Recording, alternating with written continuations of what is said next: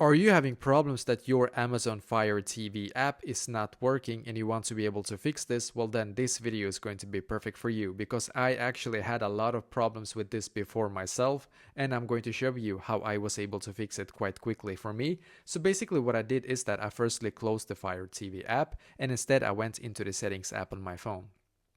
So now on the settings app, what I did in here is that I just scrolled down and then I clicked on general. So I clicked on general, and as you can see, you should now be taken to this page, which is perfect. So on this page, I just scrolled down and then I clicked on storage, as you can see. Then I swiped up, and then as you can see on the search bar up top, I just clicked on it, search for Fire TV in here and just click on the app and then click on offload app, and once again click on offload app in here.